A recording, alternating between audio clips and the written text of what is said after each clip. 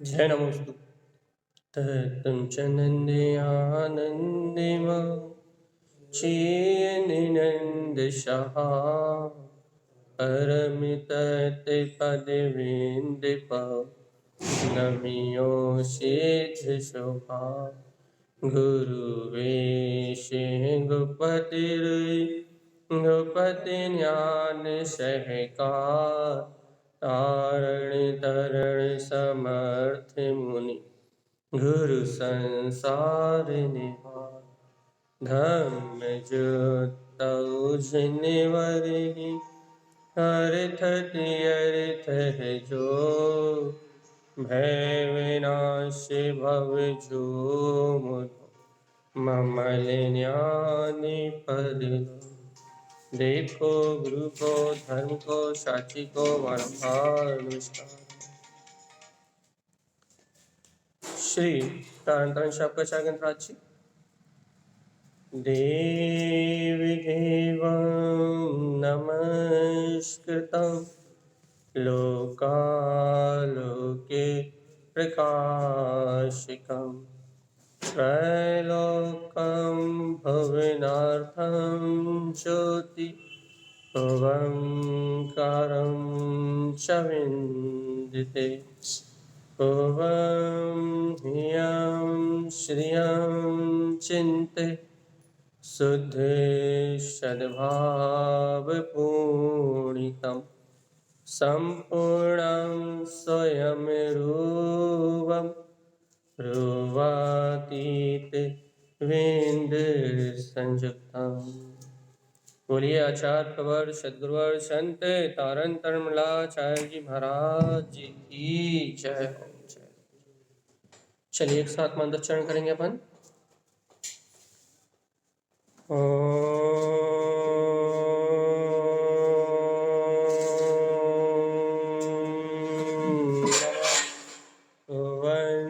सिद्ध नमो नमः।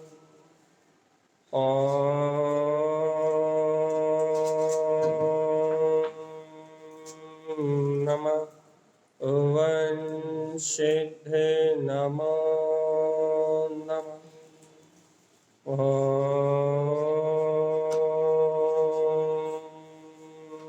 नमः ओम सिद्ध नमो नमः। परम आराध्य माँ जिनवाणी सद्गुरुवर श्रीमद जिन तारण स्वामी और सर्वज्ञ जनेश्वर परमात्मा की ये अमृतमय ज्ञान रसधार यह है श्री तारण शाखाचार्य, जहाँ अपन निरंतर आचार्य श्रीमद जिन तारण स्वामी के अनुभव प्रमाण जैन परमात्मा की जो सर्वज्ञ की जो वाणी है भैया, इस अमृतमय वाणी का रसपान कर रहे हैं। और कल अपन ने अद्भुत गाथा का वांचन किया था। तारण स्वामी अभूतपूर्व आत्म जागृति का मार्ग बता रहे हैं। वो कह रहे हैं अरहंतम अराहो देवो, इस ब्रह्मांड में, इस 14 राजू 343 राजू घन में, यहाँ यदि कोई आराधना करने योग्य है तो वह अरिहंत देव है। उन अरिहंत भगवंतों के अलावा, उन क्या बोलते हैं, सर्वज्ञ देव के अलावा इस 3 लोक में कोई आराधना करने योग्य है नहीं। और वह आराध्य इसलिए है, उनकी आराधना इसलिए है क्योंकि उनकी शरण में जाने से हमें दीनता नहीं आती है। याद रखना, अन्य देवी देवता की शरण में जाते हो तो दीनता आती है कि वो भगवान है और हम इंसान हैं, हम भक्त हैं। अन्य रागी देशी देवी देवताओं के पास या अचेतन आदि देवताओं के पास वहां जाने में हीनता आती है, दीनता आती है, अंतर में पामरता आती है। क्या पामरता आती है भैया? कि वो परमात्मा है और हम भक्त हैं। लेकिन वीतरागी देव के पास जाने में एकदम अद्भुत, उनकी भाव बनना, उनकी गुण बनना, उनके 40 गुणों का वंदन करने से क्या आती है? प्रभुता का बोध होता है। ये अद्भुत बात है। जैन धर्म में, जैन शासन में ये अद्भुत बात है। क्या कि अन्य मत में परमात्मा, रागी देशी परमात्मा को पूजने से दीनता का अनुभव होता है, या कसाय का अनुभव होता है, या अपने आप में पामर, पर्याय की पामरता से अपने आप को स्वीकार किया जाता है, वर्तमान पर्याय की पामरता से। लेकिन अरिहंत देव की शरण में जाते ही वर्तमान पर्याय का पूरा विकल्प खत्म हो जाता है। क्या गजब का सिद्धांत है ये कि अरिहंत परमात्मा की शरण में जाओगे तो आपकी वर्तमान पर्याय की चर्चा खत्म हो जाएगी। आपका वर्तमान पर्याय, वर्तमान भूमिका का कोई विचार नहीं होगा। तो अरिहंत की शरण में जाएंगे तो क्या होगा? अरिहंत की शरण में जाएंगे तो उनके समान जो अनंत गुण है, उनके अंदर में जो अनंत गुण है, वही अनंत गुण मेरे आराहो देवम, उनकी आराधना प्रारंभ हो जाएगी। मतलब उनके समान प्रभुता झलक जाएगी। ऐसा लगता है कि ये अरिहंत परमात्मा के गुण, ये अरिहंत परमात्मा की स्तुति, ये साक्षात अरिहंत परमात्मा का चैतन्य चक्रवर्ती अरिहंत देव का दर्शन भैया क्या कराता है? अपने वो दर्पण है, और वो दर्पण अपने को अपने अनंत गुणों का दर्शन कराता है। ऐसी अद्भुत बात है भाई। और यदि ये अद्भुत बात अपने को समझ में आ जाए तो अरिहंत परमात्मा की सच्ची आराधना होने लगे। और जब तक ये बात अपने को समझ में नहीं आई कि वो अरिहंत ऐसा निर्मल दर्पण है, ऐसी निर्मल कंचनवत काया है, वो परम उदारिक शरीर के अंदर बैठे हुए वह अरिहंत ऐसी निर्मलता का प्रकाश है, ऐसी विशुद्धि का प्रकाश है, जिनके दर्शन मात्र से अपने निज का दर्शन प्रकट हो जाता है। और ऐसे अरिहंतों का गुणानुवाद करने मात्र से, उनके गुणों की महिमा कहने मात्र से ये जीव नर से नारायण बन जाता है। इतनी गजब की बात है।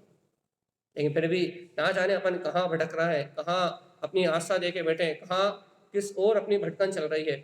वास्तव में तो गजब का सिद्धांत है कि अरिहंत की जो आराधना करता है उसे अरिहंत स्वभाव का दर्शन हो जाता है। यदि इतना सही सिद्धांत यदि अपने जीवन में आ जाए तो जय जयकार है। तो देखो इस बात को अपन थोड़ा ऐसा लग रहा है कि गाथा आज रुकने वाली है, दूसरी सिद्ध वाली गाथा बचाने का भाव देखो बनता कि नहीं बनता। देखो अरिहंतम अरहाव देवम, अरिहंत वह है जिनकी आराधना करना है।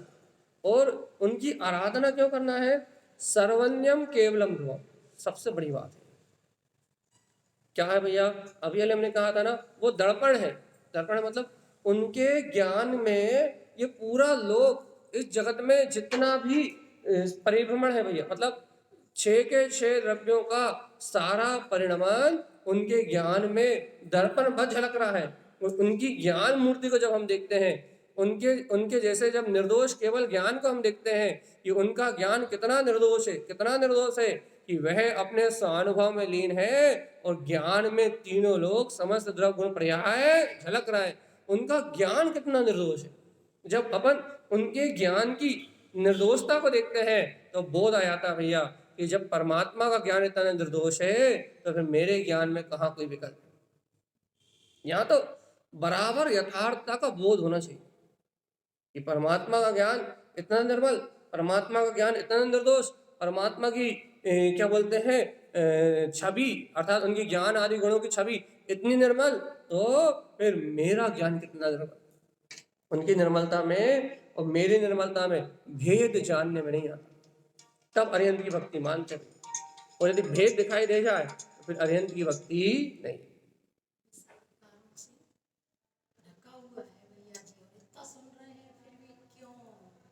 क्योंकि अभ्यास नहीं है। अपन आज एक दिन सुन लिया, 2 दिन सुन लिया, या हम 10 दिन आए, 15 दिन सुन लिया, उसके बाद स्वयं का स्वाध्याय, स्वयं का चिंतन और निरंतरता भेद ज्ञान की रुचि नहीं है। 10-15 मिनट सुनते हैं जब तक बात अच्छी लगती है, और 15 मिनट बाद फिर वही घर के चक्रव्यूह में फंसे तो घर के अंदर जाने के बाद निर्णय नहीं करते कि ये चौके का काम, ये पुत्र का काम, परिवार का काम ये करने वाला ये कर्मदेह है, और मेरा स्वभाव तो धर्म है।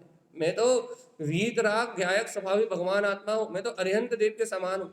ये निर्णय अपन चौके में नहीं करते, ये निर्णय अपन किसी से कुछ बोलते समय नहीं करते, ये निर्णय अपन मन वचन काया की प्रवृत्ति होते समय नहीं करते। अब जब ये निर्णय अपन दिन भर नहीं करते तो ये 10 मिनट का सुना कितने काम आए? 10 मिनट ही काम आएगा बस। इसलिए ये अभ्यास जब दिन रात अपन करेंगे, अरिहंत की भक्ति, हमने आपको कई बार कहा है, आज फिर रिपीट कर रहा है, आपके दिन में चारों टाइम अरिहंत की, आचार्य की, या उपाध्याय परमेष्ठी की बहुश्रुत भक्ति या जिनवाणी की भक्ति, उपचार भक्ति का भाव तो चारों टाइम आना ही चाहिए। क्यों आना चाहिए? क्योंकि यदि इनकी भक्ति साक्षात्कार चैत्यालय आओ या ना, जहाँ जिस स्थान पे वहाँ, यदि इनकी भक्ति का भाव अपने हृदय में नहीं आता तो इनके समान बनने का मार्ग अपने जीवन में कभी आने वाला। तो अपन उन्हें याद नहीं करते, चौके में याद नहीं करते। भैया स्तुति तो पढ़ते हैं, अरे स्तुति पढ़ने से धर्म नहीं होता भगवान जी, उनके गुणों की स्तुति भाव वेदन सहित करते हो तब मार्ग बनता है। भैया हम तो पूरे चौके में मेरी भावना पढ़ते रहते हैं, पूरे टाइम भोजन माता बनाते समय मेरी भावना का पढ़ते। अरे तुम पढ़ते मेरी भावना हो, लेकिन मन में कसाय में कोई अंतर आता है क्या? राग में कोई अंतर आता है क्या? मोह में कोई अंतर आता है क्या? तुम भावना, मेरी भावना पढ़ लो, या जो तुम भक्तांबर पढ़ रहा लो, चाहे तो नमोकार मंत्र मन में पढ़ते रहो, चाहे तो मोम नमः सिद्धम पढ़ते रहो, उससे कोई अंतर नहीं आने वाला। भैया भैया भाव तो बदलते हैं, हाँ इतना अंतर आता है कि आपके अशुभ भाव कम हो जाते हैं और शुभ भाव चलने लगते हैं, इतना ही अंतर आता है बस।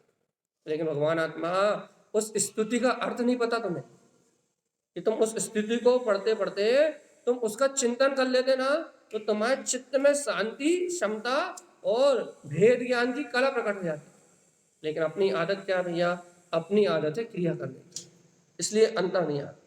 और अंतर लाना है तो आपको निरंतर स्वाध्याय से या तत्व चर्चा से, बार बार चोट लगे, बार बार अपने मन में चोट लगे, बार बार अपने हृदय में चोट लगे, और एक दिन ये चोट इतनी गहरी लग जाएगी, ये मन पलटेगा, उपयोग पलटेगा, जीव पलटेगा। लेकिन आप उन निमित्तों को तो स्वीकार करो। किन निमित्तों का भैया? जिन निमित्तों से उपयोग इस संसार की ओर से पलटता है, उन निमित्तों को स्वीकार तो करो। अपन तो उल्टा उन निमित्तों में जाते हैं, जैसे शादी, पार्टी, परिवार से मोह, संसार से मोह। अपन तो उन निमित्तों को जोड़ना चाहते हैं, उन निमित्तों के साथ रहना चाहते हैं जिनसे अपना ममत बढ़ता है। ये प्रवचन रोज सुबह तत्व चर्चा होती भैया, एक टाइम ही नहीं रहता मैं पसंद देता। क्यों नहीं रहता? अरे भैया चौके में इतना काम है, मन ही नहीं लगता, और घर में इतना काम है, मन ही नहीं लगता। अरे भैया दुनियादारी की दुकान की इतनी सल है कि मन ही नहीं लगता।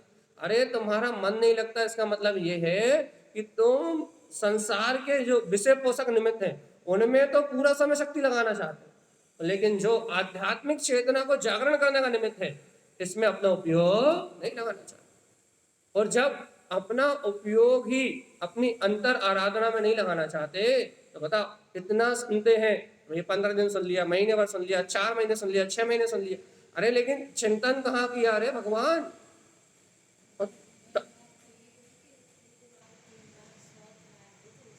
बस 2 बार 3 बार तत्व चर्चा अपन यस खुद सुने या फिर खुद पढ़े निश्चय के साथ, तारण स्वामी के ग्रंथ इनको अपन बार बार पढ़े, और ऐसे नहीं पढ़े कि पढ़ते जा रहे हैं, पढ़ते जा रहे हैं, सोच कहीं रहे हैं, विचार कहीं रहे हैं, मन कहीं और है, और भाई पढ़ ली 2 पेज, पढ़ ली 3। हमने पहले कहा 1 पेज नहीं, आधा पेज पढ़ो, लेकिन उस आधे पेज को उतनी देर में 8 बार पढ़ो कि एक एक शब्द का अर्थ क्या। और जब तारण स्वामी के ग्रंथों को ऐसे पढ़ोगे आप, आचार्य श्रीमद जी तारण स्वामी के ग्रंथों को इस प्रकार से सूक्ष्मता से पढ़ोगे, तो एक एक शब्द अनुभूति का मार्ग बनाएगा। और जब इन शब्दों का आपको अनुभव होने लगेगा, तो आपको लगेगा हाँ अब हमारा जीवन बदल गया भाई। अब हम रहते घर पुत्र परिवार के बीच में है, लेकिन अब पहले जैसा जुड़ाव नहीं बचा, अब पहले जैसा एकत्र नहीं बचा, अब पहले जैसा ममत नहीं बचा। अब रहते तो है, लेकिन पहले जैसी आसक्ति नहीं बची। कब? जब आप इनका चिंतन अपनाओगे तब। तारण स्वामी का मार्ग यदि व्यवहार से कहें तो आत्मचिंतन ही है, बस क्रिया है ही नहीं। तारण स्वामी ने जो मार्ग दिया है वो मार्ग पूर्णतः आत्मचिंतन का मार्ग। आप जितना अधिक चिंतन करोगे उतनी शीघ्रता से आपका कल्याण होगा। लेकिन अपन तारण स्वामी को तो मानते हैं, लेकिन उन्होंने जो मार्ग दिया उस मार्ग पे चलना नहीं चाहते। यदि आप चिंतन करो अपने लिए, आप पंडित तो है नहीं किसी को सुनाने के लिए करोगे, आप कोई विद्वान तो हो नहीं कि दुनिया को बताने के लिए करोगे, आपको तो अपना ही काम बनाना है ना। भैया अमित भैया चिंतन काय के लिए कर रहे हैं, या अमित भैया को सुनाना पड़ता?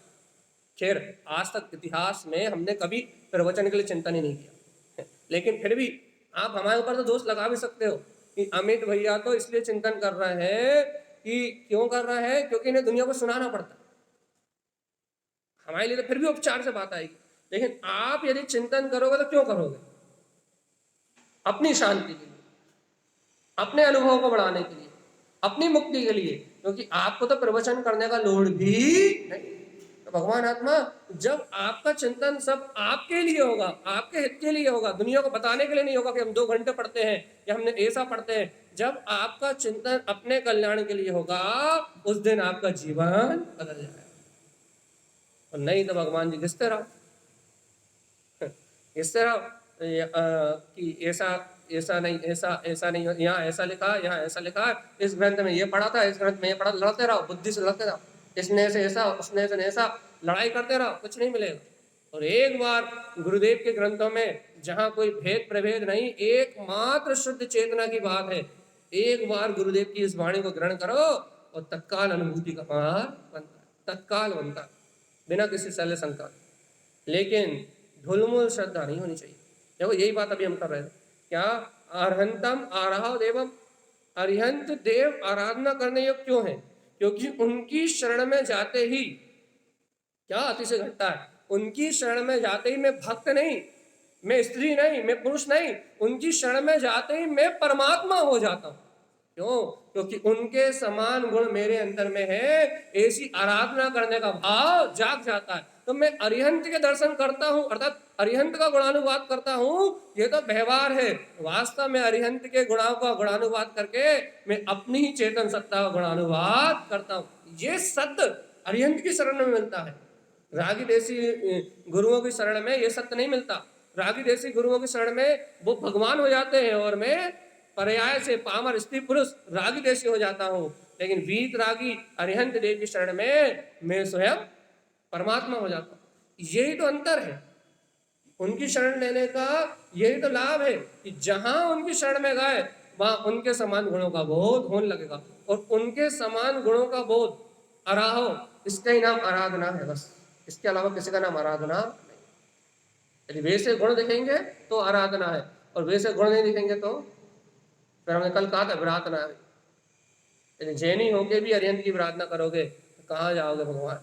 बाकी अज्ञानी समाज तो भूले ही हुआ है, बाकी मत वाले तो भूले ही हुए हैं।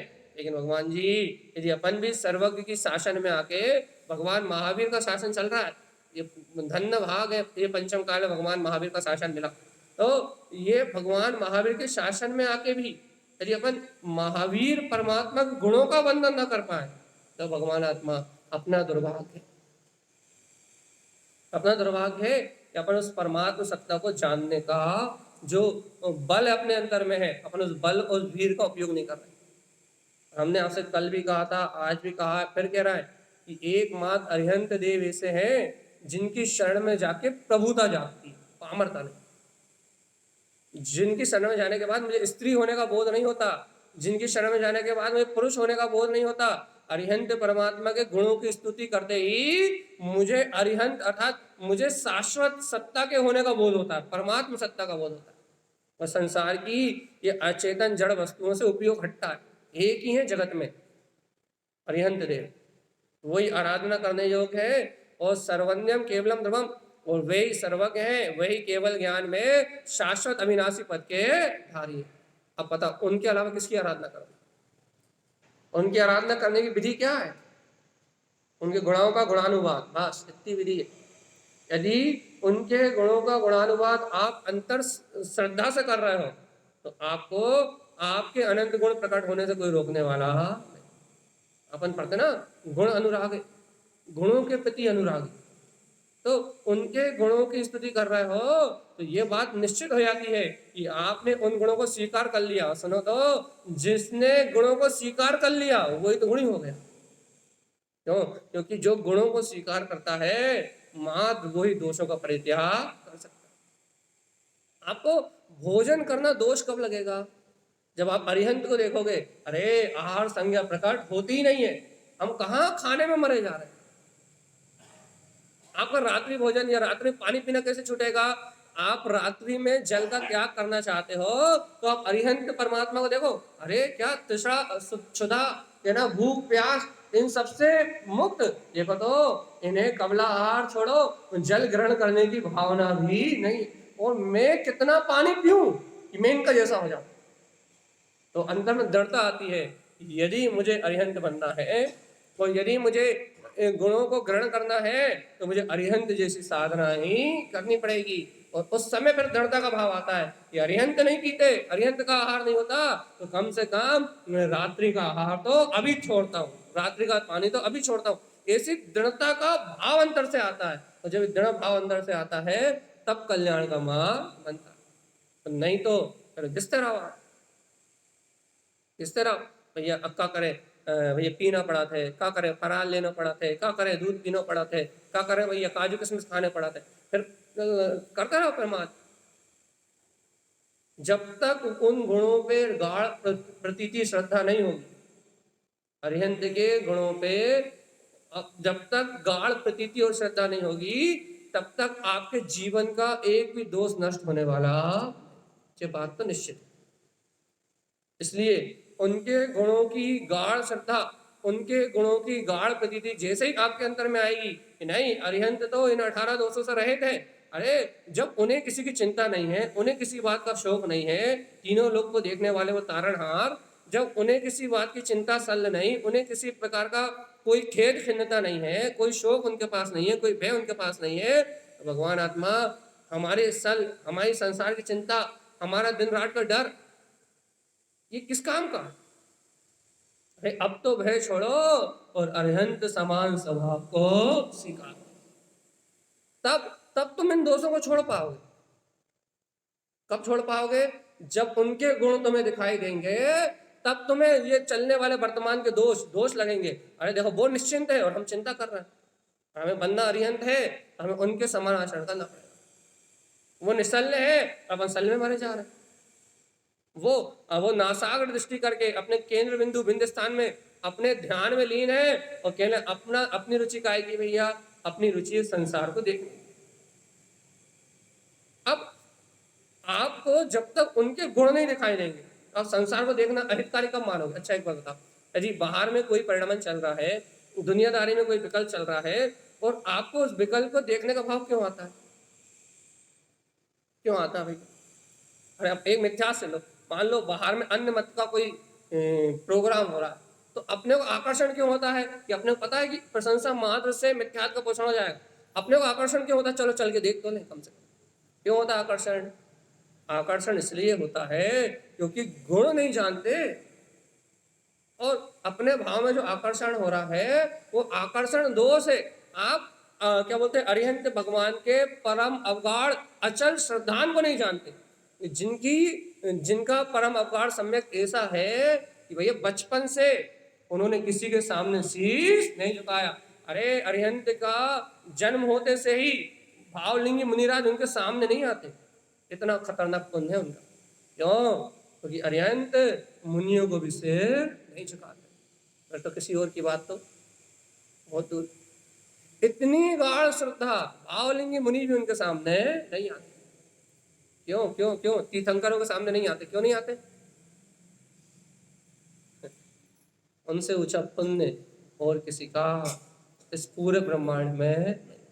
तो कम से कम हम तो इतनी श्रद्धा कर ले कि हम कुदेव अदेव मिथ्यादेव या कुगुरु आगुरु मिथ्या गुरु की शरण नहीं लेंगे।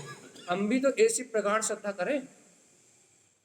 उनके गुणों को देखोगे तो अपने गुण बढ़ेंगे और जीवन से दोषों का नाश होगा, और उनके गुण नहीं देखोगे तो अपने को गुणों की प्राप्ति नहीं होगी, और जब तक गुणों से प्रीति नहीं होगी जब तक मिथ्यात राग कसाय मोह आदि दोषों का नाश होने वाला। तो पहले गुणों से तो प्रेम करो भगवान जी, गुणों से प्रेम करो, गुणियों से प्रेम करो। गुणों से प्रेम करोगे, गुणी जीवन से प्रेम करोगे तो अपना जीवन सार्थक। स्वीकार होता है कि नहीं होता?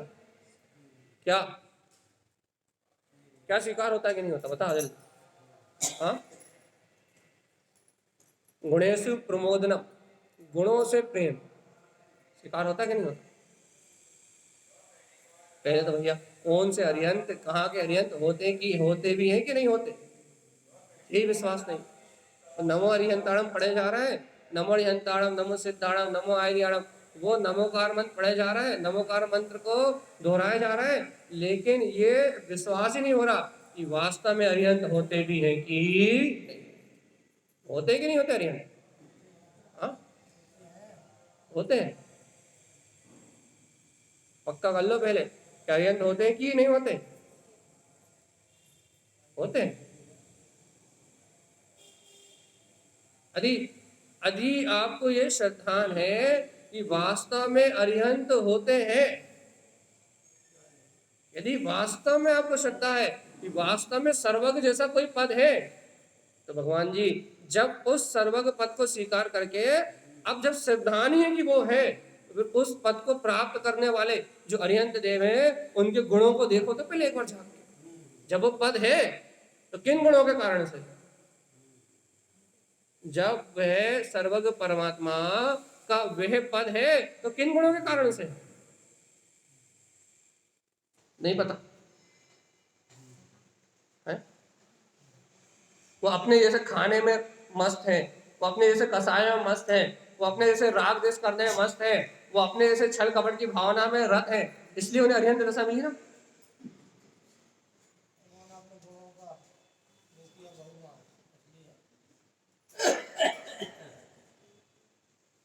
आपको पक्का निर्णय तो करो कि हम अरिहंत की भक्ति क्यों कर रहे हैं, नमो अरिहंताणम क्यों पढ़ना है, नमोकार मंत्र क्यों पढ़ना है। आप पहले 100% पक्का निर्णय करो।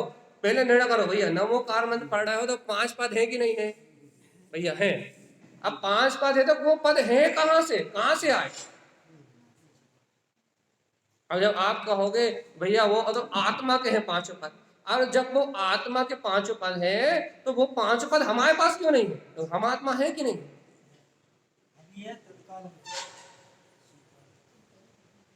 जब वो 5 पद अभी है, इस समय है, हमारे पास है, भगवान आत्मा जिस समय वो परमात्मा पंच परमेष्टि गुणों का चिंतन करोगे, उनके गुणों का चिंतन करोगे तो अपने जीवन के दोष निकलते जाएंगे। और जैसे जैसे गुणों का दिन रात चिंतन रहेगा वैसे वैसे, देखो चिंतन ही तो अपना भाव है, चिंतन ही को तो आत्मा करती है और कुछ तो कर नहीं सकती बाहर में।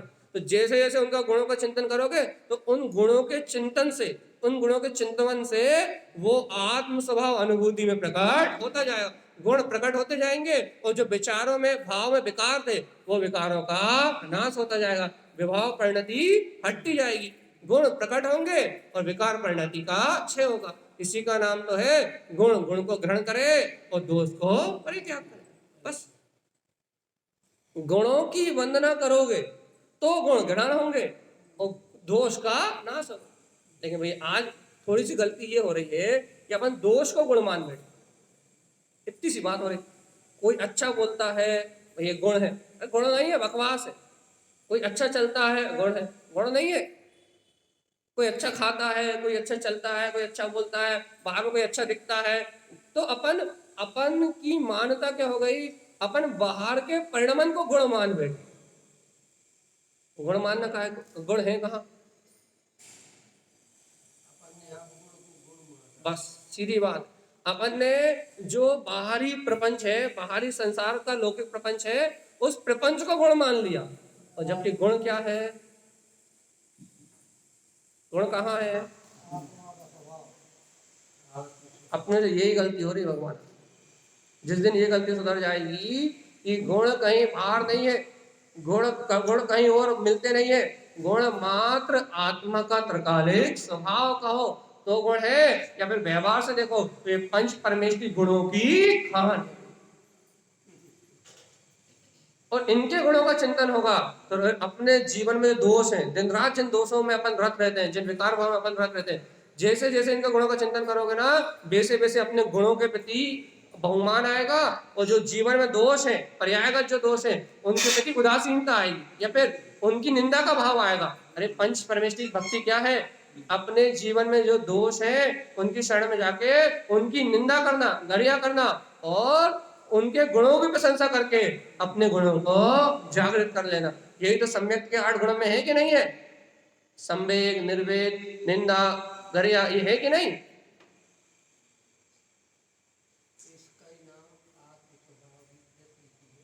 बस यही तो साधना है।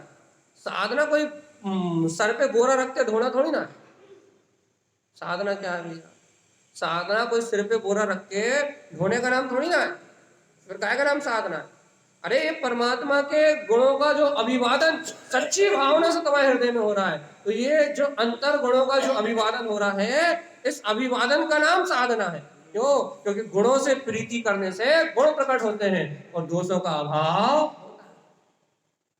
परमात्मा की शरण में जाओगे तो अपने दोषों की, जो अनादिकाल से पर्यायगत दोष हैं, अपने नहीं है लेकिन अनादिकाल से पर्यायगत है, उन दोषों के प्रति घृणा का भाव आएगा। अर्थात घृणा मतलब ऐसी घृणा नहीं, निंदा का भाव। अर्थात निंदा मतलब निंदाई, अर्थात उन दोषों को उखाड़ने का भाव आएगा कि भैया ये दोष मेरे नहीं, उन्हें हटाने की भावना होगी। और जो गुण सामने दिखाई देंगे परमात्मा में, पंच परमेश्वरी परमात्मा में, उन गुणों में आचरण करने की रुचि जागेगी। कब? जब गुणों का स्तवन करोगे, जब बाहर अचेतन का नहीं, जब गुणों का स्तवन करोगे तब रुचि जगेगी। और गुणों का स्तवन नहीं करोगे तो फिर रुचि नहीं। आपकी दृष्टि में गुण आए, क्योंकि भैया आचार्य भगवान ने गुणेशु प्रमोदनम का, गुणों के प्रति प्रमोद, व्यक्ति के प्रति नहीं, गुणी के प्रति प्रमोद का। जब कितनी कितनी गजब की बात है। ये जैन विज्ञान कितना गजब का विज्ञान है कि उन्होंने अरिहंत का जो नाम लिया है, तो अरिहंत नाम कैसे बना? जो उन्होंने कर्ण रूपी शत्रुओं का नाश कर दिया। तो जहां गुण प्रकट हो गए हैं उनकी वंदना करने के लिए कहा है, और जहां गुणी प्रकट नहीं हुए तो यहां व्यक्ति विशेष की आराधना नहीं है। अच्छा बताओ, नमोकार मंत्र में कौन से व्यक्ति की आराधना? एक आध कोई व्यक्ति है, एक आध कोई व्यक्ति विशेष है? अन्य मत में व्यक्ति विशेष की आराधना होती है, व्यक्ति कि वो व्यक्ति विशेष परमात्मा है और बाकी सब शिष्य। लेकिन आप वीतराग जैन धर्म में बताओ कौन से व्यक्ति विशेष की आराधना? एक आध व्यक्ति का नाम बता दो। अनादिकाल से ये वीतराग धर्म है, एक व्यक्ति का नाम बता दो जिसकी आराधना है। एक व्यक्ति, एक व्यक्ति नहीं है भैया यहाँ। फिर क्या है? पंच परमेष्टि। अरे जिसने अपने परमागम से, अपने पुरुषार्थ से, अपने अंतर स्वभाव के गुणों को प्रकट कर लिया, वो जिन आगम में गुणवान है, और जो गुणवान है उसकी पूजा है, उसकी भक्ति है और उसकी आराधना है। उसकी पूजा भक्ति का फल क्या है? अपने गुणों की प्रकटता और दोषों का नाश। इसलिए बार बार कहते हैं कि अरिहंत की शरण में जाते ही, चैतन्य चक्रवर्ती अरिहंत परमात्मा की शरण में जाते ही प्रभुता का बोध होता है कि अहो प्रभु, जैसे आप अनंत गुणवान वैसे ही मैं अनंत गुणों का धारी हूं। और तत्काल भावना होती है कि इन दोषों से छूटा जाए, इन दोषों का नाश किया जाए। जिन राग देश विकार भाव में मैं परिणमन कर रहा हूं, भोजन आदि पानी आदि में मैं आसक्त हो रहा हूं, तत्काल इन दोषों का त्याग किया जाए। अरिहंत को देख के ऐसी भावना होती है। अच्छा बताओ, अपने पड़ोसी का घर बढ़िया डिलक्स बना हो और बढ़िया गाड़ी में घूमता हो और खूब अच्छा अच्छा भोजन करता हो, तो पड़ोसी को देख के तो क्या भावना होगी? क्या होगी? जल्दी बोलो। ईर्ष्या की भावना, ये भावना होगी ना कि हमारे पास ये बंगला आ जाए, हमारे पास ये गाड़ी आ जाए, हमारे पास ये दौलत आ जाए, हम क्या करें? अरे संसार को देखोगे तो भोगों की भावना होगी, और अरिहंत को देखोगे तो, अरे अरिहंत को देखोगे तो उनके समान अनंत चतुष्टय को प्रकट करने की भावना होगी। अरिहंत को देखोगे तो दोष छूट जाएंगे, विकार परिणति छूट जाएगी। और भैया पड़ोसी को देखोगे तो विकार परिणति प्रकट हो जाएगी। यह है अरिहंत की शरण में जाते से ही अपने अरम स्वभाव का जागरण हो जाता है, और संसारियों को देखते ही राग देश छल कपट की भावना प्रकट हो जाती है। इतना ही तो अंतर है। परमात्मा के गुणों का गुणानुवाद करने से मुक्ति का मार्ग प्रकट हो जाता है, और भैया संसारी जीवों को देखने से ईर्ष्या राग द्वेष का भाव प्रकट होता है, उनमें परमात्मा दिखाई नहीं देता। और भैया जिस दिन परमात्मा में परमात्मा देखोगे, उस दिन, जिस दिन अपने आत्मा को परमात्मा स्वीकार कर लोगे, उस दिन संसारी जीवों में राग द्वेष दिखाई नहीं देगा, सब में परमात्मा दिखाई देगा। लेकिन पहले अधगुणों का लोप करना कह दो, या ये कहो अवगुणों को त्याग करना ही, या अवगुणों को ढकना ही, या अवगुणों की निंदा करना ही, अपने अवगुणों की निंदा करना ही गुणों को प्रकट करने का उपाय है। नास्ति से अभाव कह दो। लेकिन ध्यान रखना, गुणों को जब तक ग्रहण नहीं करोगे, जब तक अवगुणों की निंदा होने वाली नहीं। अपन तो इतने पागल हैं कि जो अपने अंदर विकार है ना, उन्हीं को गुण कहते हैं। इतना पागलपन है अपने अंदर, इतना पागलपन है इस समय कि भैया हम तो अच्छा बोलते हैं, अच्छा खाते हैं, अच्छा बनाते हैं, अच्छा चलते हैं, या फिर हम तो ऐसा सोचते हैं, हम तो ऐसा सोचते हैं। जो संसार के बारे में विचार करते हैं ना, हम अपने विचारों में खुद इतना अभिमान रखते हैं कि हम अपने विचारों में स्वयं फूले रहते हैं, इतने फूले रहते हैं, इतने कि हम मन ही मन अपने आप को देवता मानते रहते हैं। भाई हमसे अच्छा था कोई नहीं। तो सत्य का है ना, इस सर्वज्ञ भगवान के गुणों को देखोगे तो पता लग जाएगा कि हमसे बुरा दुनिया में कोई पर्याय अपेक्षा।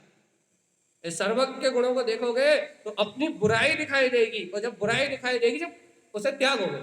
अभी तो बुराई नहीं दिखाई दे रही भैया, अभी जैसा लग रहा है कि सारी दुनिया बुरी है और इस दुनिया में मैं मात्र एक अच्छा व्यक्ति हूं, है कि नहीं?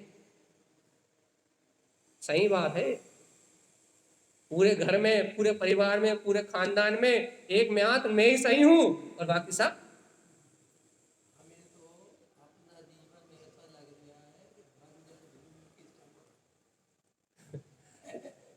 जब तक सहानुभूति की फसल नहीं आएगी तो बंजर भूमि तो है। पक्का पक्का कर लो पहले आप।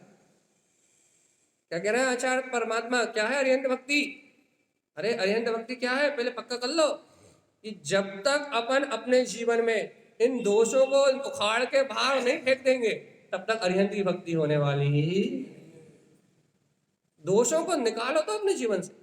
भैया देखो तो कैसा अभिमान। भगवान जी क्या कह रहा है, बाहर में कितना ही गुणवान व्यक्ति, मान लो आपका पड़ोसी बहुत गुणवान हो, लेकिन फिर भी उसके गुण नहीं, उसकी बुराई दिखाई देती, उसकी निंदा का ही भाव आता है। और अपन कितने ही बुरे हो लेकिन अपनी प्रशंसा का भाव आता। अपने मुंह मिट्टू, मियाँ मिट्टू कहते हैं ना उसे, अपने मुंह से ही अपनी तारीफ करने वाला कभी गुणी हो ही नहीं सकता। ये नोट कर लो कि जो भी अपने मुंह से अपनी तारीफ करता है उसमें कोई गुण हो ही नहीं सकते। इसलिए यहाँ अपने को साक्षात्कार में, ये भगवान के दर्शन में सबसे पहले यही सीखना है। क्या सीखना है? हे परमात्मा आप अनंत चतुष्टय के धारी हैं। हे परमात्मा आपने 18 दोषों को नाश कर दिया है। हे परमात्मा आपको अष्ट प्रतिहार है, आपके पास सारी संपदा वैभव है। ये क्यों है? बस क्यों है, क्यों है उनके पास ये सब? गुणेशु प्रमोदनम, क्योंकि उन्होंने गुणों से प्रेम किया भगवान जी। और वीतराग जिन धर्म में पंच परमेष्टि उन गुणों का साक्षात्कार है, व्यक्ति नहीं है। इसलिए आज तक जिन मत में कोई विवाद जैसी स्थिति नहीं कि भाई अन्य मत में क्या, हम कोई किसी को ईश्वर मानता है, कोई किसी को ईश्वर मानता है, कोई किसी को ईश्वर मानता है, तो वहां व्यक्तिवाद है। तो व्यक्तिवाद के कारण लड़ाई है कि हमारा व्यक्ति सही है, हमारा व्यक्ति सही है और हमारा व्यक्ति सही है। और जिन आगम में क्या है, व्यक्तिवाद नहीं है, यहाँ गुणों की और गुणों के प्रकाश की चर्चा है। तो भैया व्यक्तिवाद ना होने से यहाँ कोई विवाद नहीं है। क्यों विवाद नहीं है? क्योंकि जो गुण प्रकट कर लेगा वो अरिहंत, जो गुण प्रकट कर लेगा वो सिद्ध, जो गुण प्रकट कर लेगा, जो साधना करेगा वह साधु। यहां व्यक्तिवाद नहीं है, यहां क्या है? गुणों की बात है। बताओ अपन अरिहंत की पूजा काहे के लिए करते हैं? नहीं पता।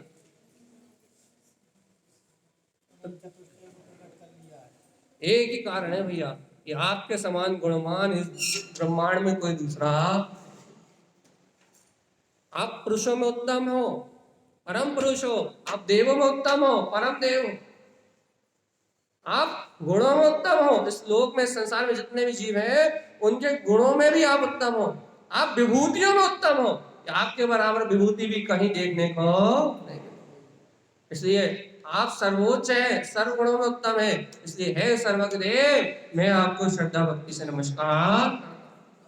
सिर्फ इस भाव से नमस्कार करने मात्र से सच्चा श्रद्धान होता है, और सच्चा श्रद्धान होने मात्र से अनादिकाल का मिथ्यात्व एक समय में खत्म हो जाता है। एक समय लगेगा मिथ्यात्व को छोड़ने। इनका जब अरिहंत के गुण दिखाई दे तो आप कभी कहीं झुक नहीं सकते, आप कभी अदेववादी कुदेववादी की मानता में फंस नहीं सकते, आप कभी जड़वाद में नहीं फंस सकते।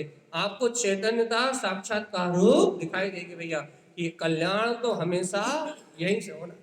कहीं भी भटक लो, कहीं भी भटक लो, कहीं भी उलझ लो, कहीं भी चले जाओ, मुक्ति का मार्ग तो चैतन्य चैत्यालय के अंतर में ही मिलेगा, इसके अलावा कहीं मुक्ति है नहीं। और सुनो तारण स्वामी क्या कहते हैं, अनंतानंत दिष्टम चा, उन केवली परमात्माओं के अंदर में अनंत अनंत वीतराग स्वभाव का प्रकाश दिखाई दे रहा है। केवलम दर्शनम दर्शनम, केवल दर्शन की दृष्टि से देख रहे हैं, इसलिए वह सर्वज्ञ के लोक में पूज्य है। अरे क्यों पूजा कर रहे हो? अरे भगवान उनसे लेना देना नहीं है, मुझे ये बोध हो रहा है कि ऐसा केवल दर्शन मेरे अंतर में भी है। और जिस समय ये बोध आ जाएगा कि मेरे अंदर है, तो मुझे प्रेम पैसे से नहीं केवल दर्शन से हो जाएगा। नहीं आई समझ? जिस दिन मुझे ये पता लग जाएगा कि उनके जैसा केवल दर्शन, केवल ज्ञान या अनंत ज्ञान, अनंत दर्शन मेरे अंदर है, उस दिन मेरा प्रेम बदल जाए। आज किससे प्रेम करते हो? दुकान से, मकान से, धन से, दौलत से, स्त्री से, पुरुष से, परिवार से, समाज से। आज प्रेम करते हो पर से, पर से अनुराग करते हो, तो पर का होने वाला अनुराग दुर्गति का कारण बनता है। और जिस दिन पता लग जाएगा इन केवल यानी परमात्मा जैसा अनंत वैभव मेरे पास है, तो आपका अनुराग बदल जाएगा, आपका भक्ति का भाव बदल जाएगा। धन की भक्ति नहीं होगी, धर्म की भक्ति होने लगेगी। भोगों की वासना नहीं प्रकट होगी, अंतर से ज्ञान भाव की, आत्मचिंतन की परिणति प्रकट होने लगेगी। कब?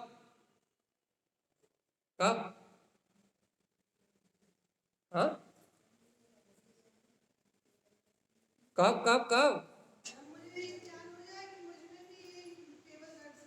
केवल दर्शन, केवल ज्ञान, ये अनंत गुण मुझ में ही है। जिस दिन ये स्वीकार कर लोगे, उस दिन तुम्हारी रुचि बदल जाए। बस वो स्वीकार ही तो नहीं हो रहा। वो अनंत अनंत चतुष्टय, वो अनंत अनंत प्रकाश, वो अनंत अनंत शक्ति इस समय मेरे अंतर में प्रकाश है। और तो यहाँ प्रीति जागी, निज से प्रीति जागी और दुनिया का प्रेम खत्म।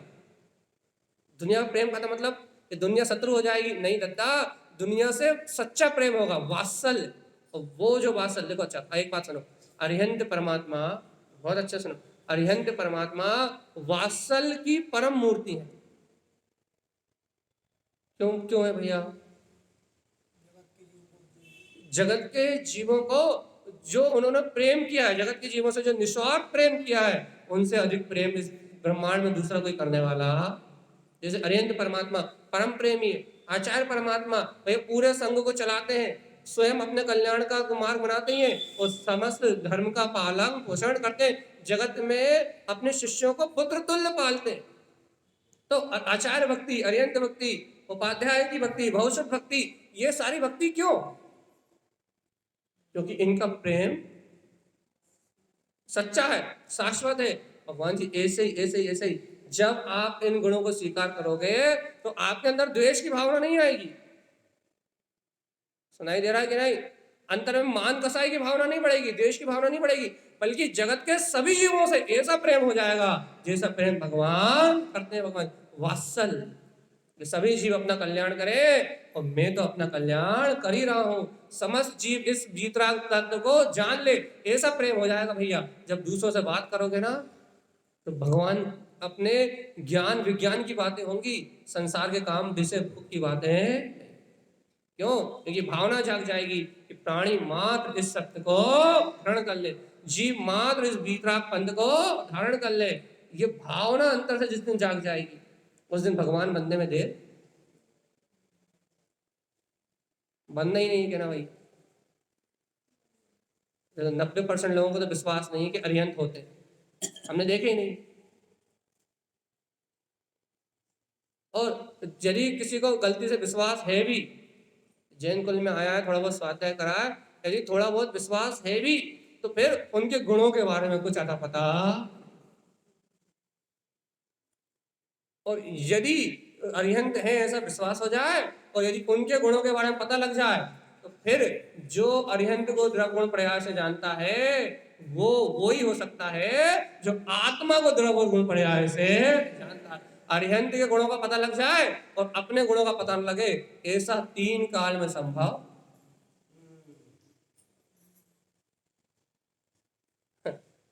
उनके गुण पता लग जाए और मुझे अपने गुण नहीं दिखाए दे, ऐसा हो सकता ना हुआ है ना हो सकता। देख लो कितना गजब का सिद्धांत है। इसलिए कहते हैं अरिहंत की शरण में जाने से पामरता का नहीं, स्त्री पर्याय का नहीं, पुरुष पर्याय का नहीं, प्रभुता का बोध होता है कि मैं सिद्ध समान आत्मा। अरिहंत की शरण में जाते ही जीव पर्याय को भूल जाता है, इसलिए तो अरिहंत वीतरागी देव। और अन्य की शरण में जाते ही जीव को पर्याय का बोध आता है कि मैं तो अभी इस भूमिका में हूँ, ऐसी पर्याय वाला हूँ, अभी तो मेरे मन में ऐसे विकार चल रहा है, अभी तो मेरे मन में ऐसे कसाय चल रही है। जब तक अरिहंत का स्मरण नहीं है तब तक पर्याय का बोध रहता है, और जब तक पर्याय का बोध रहता है तब तक जीव मुक्ति को प्राप्त नहीं कर सकता। क्या करना है? अरिहंत की भक्ति करना है, पैसे ही करना है? हाँ, दुकान की भक्ति, मकान की भक्ति, क्रोध की भक्ति, काम की भक्ति, विषय की भक्ति, वासना की भक्ति, ये भक्ति तो हम रोज कर रहे हैं। अव्ययवाद मतलब सभी बाधाओं से रहित, निर्वाध, निर्वाधता, जहां कोई बाधा नहीं, शरीर की बाधा नहीं बची। अब तो एक समय में सब सीधे ऊपर। क्या करना है?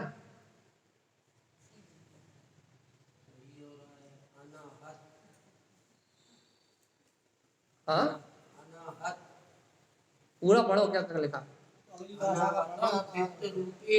अरे वो तो सिद्ध भगवान की बात आ गई। अब वहां कोई आहत, कोई पेहार, कोई शरीर कुछ बचा ही नहीं वहां तो। वो तो अपन कल बात करेंगे। अनाहत विक्त रूपे, वो तो सिद्ध भगवान की बात है, वो तो अंतर अतीन्द्रिय आनंद में सर्वस्व लीन है। अभी तो हम अरिहंत की भगवान की बात कर रहे हैं। हाँ, सिद्ध की बात। अभी तो हम साशरीरी परमात्मा, हम साशरीरी परमात्मा की बात कर रहे हैं। अभी हम साशरीरी परमात्मा की भक्ति कर रहे हैं, लेकिन उनके शरीर की नहीं कर रहा है, परमात्मा की। हम साशरीरी भगवान की भक्ति कर रहे हैं, लेकिन उनका शरीर नहीं दिखाई दे रहा हमें, उनकी पर्याय नहीं दिखाई दे रही, उनके अंतर में अनंत चतुष्टय का वैभव झलकता हुआ दिखाई दे रहा है। इसलिए हमें अपनी प्रभुता दिखाई दे रही है। और जब तक हमें वो वैभव नहीं दिखाई देगा तब तक हम अतीन्द्रिय आनंद को प्राप्त नहीं कर सकते। और सुन लो, भगवान आत्मा अतीन्द्रिय आनंद अरिहंत के अंदर छुपा हुआ है, और जो अरिहंत में छुपा है वही मेरे अंदर छुपा हुआ है। उजागर करने की बात है। यदि आप अरिहंत को देखो तो आपको अतीन्द्रिय आनंद दिखना चाहिए कि वो कैसे परम सुख में है। यदि आप अरिहंत में उनके अतीन्द्रिय आनंद का दर्शन कर पाते हो तो ये गारंटी है कि इंद्रिय विषय भोग आपको आनंद स्वरूप नहीं लगेंगे। क्यों? क्योंकि आपकी दृष्टि में अरिहंत का अतीन्द्रिय आनंद झलक रहा है। तो इंद्रिय विषय से आप हट पाओ या ना हट पाओ, लेकिन आपकी अंतर भावना तो ये कहेगी कि ये इंद्रिय विषय अनिष्ट का मूल है।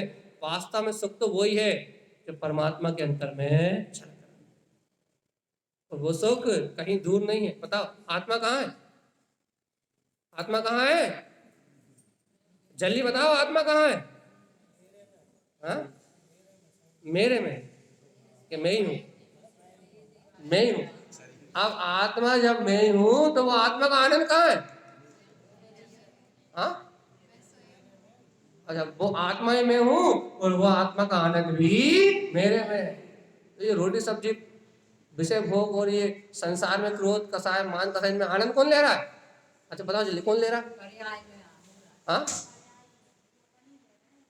अपन ले तो आप नहीं भाव कर अब भी कह रहे थे आत्मा हूँ, आत्मा का आनंद मेरा है, आत्मा की रुचि मेरी है, आत्मा ही मैं हूँ।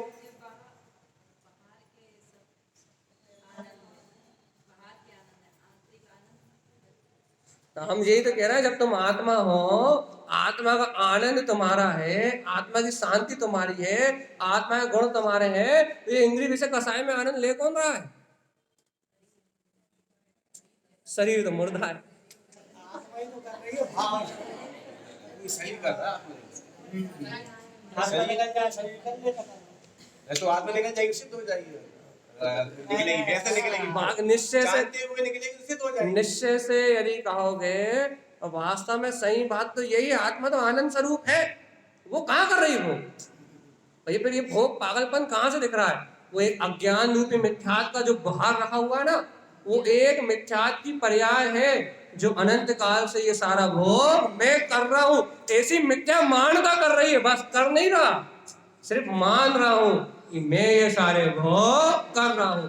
इस पागलपन को जिस समय छोड़ दोगे, उस समय क्या होगा? उस समय राग देश के भाव तो अंदर से प्रकट हो रहा है। राग देश में कर रहा हूं, ये मिथ्या मानता है, कारण मानने में आ रहा है। तो नहीं तो आत्मा में राग देश जैसी कोई बात, तो मान्यता पलटी तो सब पलट जाए। वो मान्यता मानती है कि मैं कर रहा हूं, जीव करता नहीं है। तो क्या आपने स्वीकार किया कि मैं आत्मा हूं, अभी हूं और परम आनंद में हूं, फिर बात तो सारी खत्म हो गई। अब जब तुम आत्मा हो, परम आनंद में हो, परम सुख तुम्हारा है, तो फिर कौन भोगों का आनंद कौन ले रहा है? कहने लगे भैया वो अनादि काल का जो पागलपन है ना, मन जिसने मान रखा है इन विषय भोगों में सुख है, वो यहां से हटने का नाम नहीं ले रहा। तो वो जब तक नहीं हटेगा, काय का विभाविक नाम का गुण नहीं, विभाविक नाम का, विभाविक नाम की शक्ति है, विभाव की शक्ति है।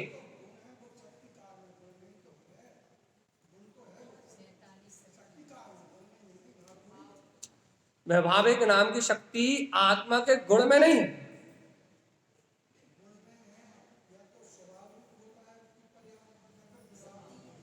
हाँ देखो, आत्मा की जो पर्याय है उसमें विभाव रूप परिणमित होने की शक्ति है, और आत्मा की जो पर्याय है उसी में स्वभाव रूप परिणमित होने की शक्ति है।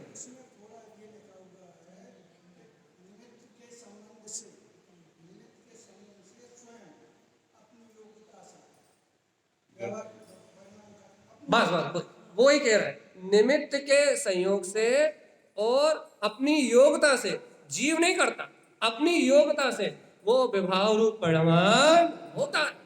तो वही तो हम कह रहे हैं कि ये नहीं कर रहा, मान तो लो भगवान जी ये नहीं कर रहा। और विभाव नाम की पर्याय को स्वीकार न करने का कोई सवाल ही नहीं उठता। वो विभाव नाम की पर्याय है, और वो विभाव क्यों है? क्योंकि इसने पर का आश्रय। भैया देखो, प्रत्येक पर्याय में अपनी योग्यता है, पर्याय की योग्यता है, बस बात ही नहीं। प्रत्येक पर्याय में अपने परिणमन की योग्यता है, पर्याय में योग्यता है, हम इसको कभी नहीं निकाल रहे। प्रत्येक पर्याय में अपनी स्वाधीन अपनी योग्यता है, ये बात बिल्कुल सत्य है। जीव में विभाव रूप परिणमित होने की शक्ति है, अमिट सत्य है, मिटने वाला नहीं है, है? ये तो अस्थि का ही कथन है कि जीव में विभाव रूप परिणमित होने की शक्ति है, नास्तिक है ही नहीं। अस्थि क्यों? लेकिन वास्तव क्या है? वो जो पूर्णता से कथन है वो जीव का नहीं, उसकी पर्याय का कथन। ये जो कथन है वो जीव का कथन नहीं है। ये नाम अपन जीव के सहयोग में पर्याय होने से अपन इसे जीव का कथन कह रहे हैं, लेकिन ये कथन है पूर्णता से पर्याय, जीव की पर्याय का कथन है। और जीव की पर्याय के कथन को जब तक अपन सत्य कथन मान रहे हैं, लेकिन विचार करने में कोई दिक्कत नहीं, निर्णय करने में कोई दिक्कत नहीं है, पर्याय का दोष जान के निकालने में कोई दिक्कत नहीं है। लेकिन यदि इस कथन को यदि अपन सत्य का सहकार कह देंगे, तो फिर जीव के गुणों पे और उसकी पर्याय दृष्टि छोड़ने पे जो प्रसाद होना चाहिए वो होने वाला। इसलिए इसे पर्याय कथन कहो, और है ही पर्याय। बहुत बढ़िया, गुणों के परिणमन का नाम पर्याय, लेकिन गुणों के, एक मिनट, गुणों के परिणमन का नाम पर्याय है, लेकिन जब गुणों के परिणमन का नाम पर्याय, इसमें दो अपेक्षा लगा हुआ।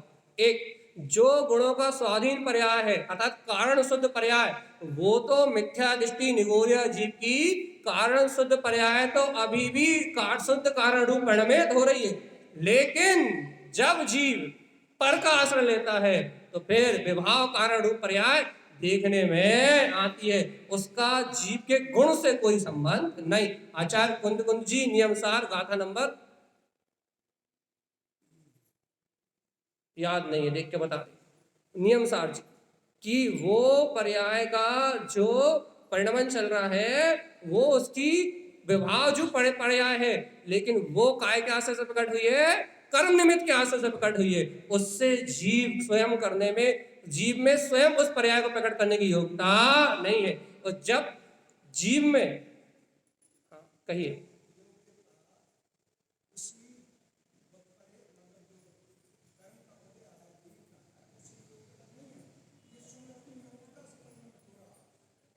जीव या पर्याय, अरे प्रत्येक द्रव अपनी तत्समय की योग्यता से ही परिणमित होता है।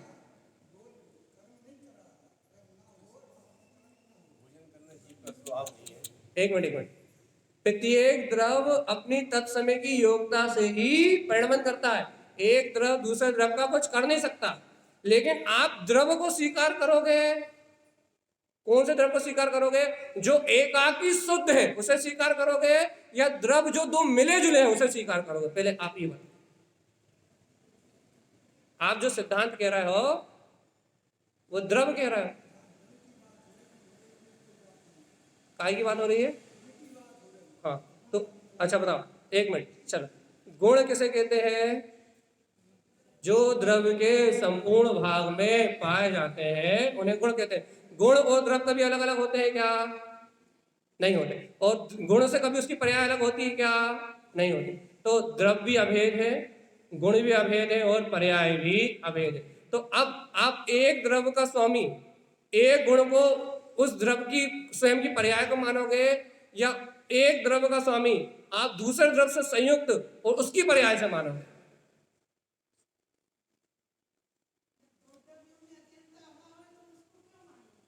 इतनी ऐसे ये तो हम चिल्ला रहे हैं।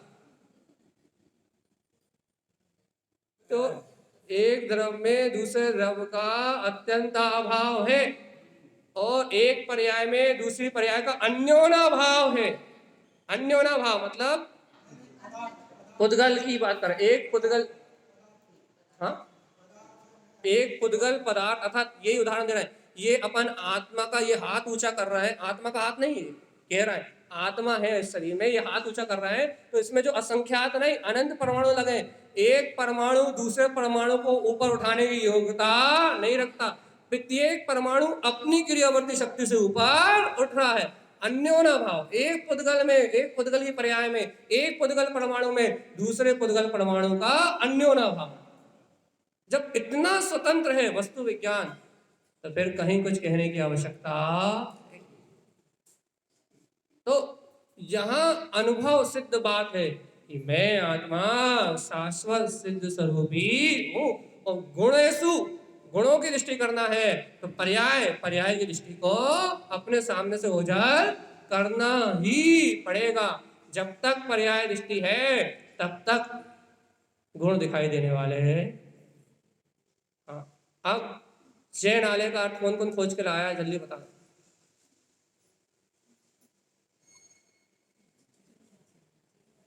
जल्दी बताओ, टाइम हो गया, बिल्कुल टाइम, बिल्कुल 2 मिनट बचे। जय नाले का अर्थ जल्दी बताओ। जय जयो जिनेन्द्र जय नाले, जय नाले का अर्थ बताओ जल्दी। आपने अपने आप को जीत लिया है। बहुत बढ़िया, सही बोला बिल्कुल। हाँ, और हाँ, सही कह दिया ना आपने, हमने तो राइट ही कर दिया। हाँ, और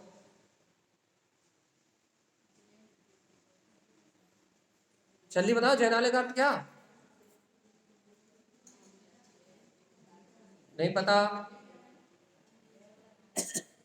देखो, अपन क्या करते हैं, जय नाले को आत्मा से जोड़ते हैं कि जय नाले मतलब इस जय नाले को अपन शरीर से जोड़ते हैं कि इस शरीर में जो चेतन है उसके दर्शन की बात चल रही है। ऐसी बात नहीं चल रही। काय की बात चल रही है? जैना, जैना अलग है और ले अलग है। जैसे धुव नाले, ले ला में एक ही मात्रा है, वो संयुक्त नहीं है। शुभ नाले, जय नाले, जैना ये शब्द अलग है, और ले ला में एक ही मात्रा, ये शब्द अलग है। दोनों को मिक्स करके मत आप अर्थ मत निकालो, दोनों को अलग अलग करके अर्थ निकालो। जैना इतना मूल शब्द है और बाकी ले अलग है। तो आप धुवनाले, धुवनाले का अर्थ निकालो। क्या धुवनाले का? ही नाले का अर्थ निकालो। चरणाले इसका क्या अर्थ है? जल्दी बताओ, जल्दी, टाइम नहीं है। हाँ, ही नाले का अर्थ है हितकारी, ज्ञान को ले। अर्थात शुभ नाले का अर्थ है अपने सुबंध, अपने पुरुषार्थ को प्रकट कर। भैया चरणाले का अर्थ है अपने चारित्र में आचरण कर। और क्या उसमें कौन से शब्द है? दुबनाले, शुभनाले, चरणाले और कौन से? अब एक मिनट। अब जब अपने शब्दों का अर्थ निकाल लिया तो जयनाले अर्थात अपने जितेंद्रिय स्वभाव को जीत लिया है। सारण स्वामी जय जयकार मचा रहे हैं, जीत लिया है, जीत लिया है, जीत लिया है। अपने जितेंद्रिय स्वभाव को जीत लिया है। अंतर में स्वभाव के विजय प्राप्त करने का नाम जय जयो जिनेन्द्र जयनाले। और तारण स्वामी ने इस जयनाले के दर्शन करने का है। जिनाले में सर पटकते आधे बाल सड़ गए। यदि इस जयनाले के अपने चैतन्य स्वरूप के दर्शन हो जाएंगे तो मुक्ति की प्राप्ति हुए बिना नहीं रहेगी। ऐसा श्रीमद् जिनतारण स्वामी।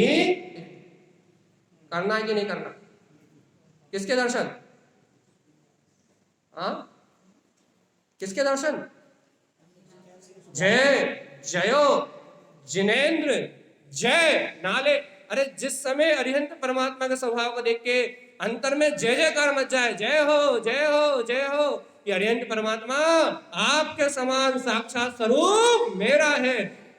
जिनवर स्वामी तू बड़ो, हे परमात्मा आप बड़े हैं, श्रेष्ठ हैं, अनंत चतुष्टय के धारी हैं, लेकिन मैं जिनवर हूँ भलो। आपके समान जितेंद्र पद मेरे अंतर में भी है। आपके गुणों से मेरे गुणों का कोई संबंध नहीं है।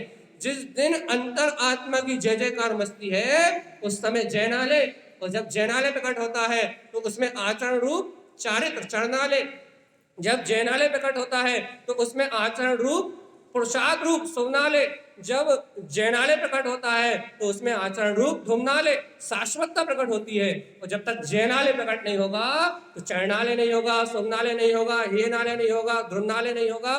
सारे ले तब प्रकट होते हैं जब पहले जयनाले प्रकट होते हैं। ही नाले मतलब हितकारी ज्ञान की प्रकटता। तो बताओ जयनाले प्रकट हुआ कि नहीं? अरिहंत की भक्ति सुनते सुनते जयनाले प्रकट हुआ कि नहीं हुआ? ये देखो टाइम हो गया, नहीं हुआ जयनाले प्रकट। अभी भी जय जयकार नहीं मची, जितेंद्र पद को जीतने की भावना नहीं आई, अंतरात्मा में उत्साह नहीं आया, नहीं हुआ जयनाले प्रकट, नहीं हुआ। फिर अर्थ काय को पूछ रहे थे भैया? ये अर्थ सिर्फ जयनाले को प्रकट करने के लिए है। और जैसे ही अपन जयनाले प्रकट कर लेंगे वैसी सारी अनुभूतियां अपने आप प्रकट हो जाएंगी। ऐसा श्रीमद् जिनतारण स्वामी का मंगल में उपदेश है। भैया बोलिए आचार्य प्रवर सतगुरुवर संत तारण तरणमलाचार्य जी महाराज की जय। जय नमोस्तु।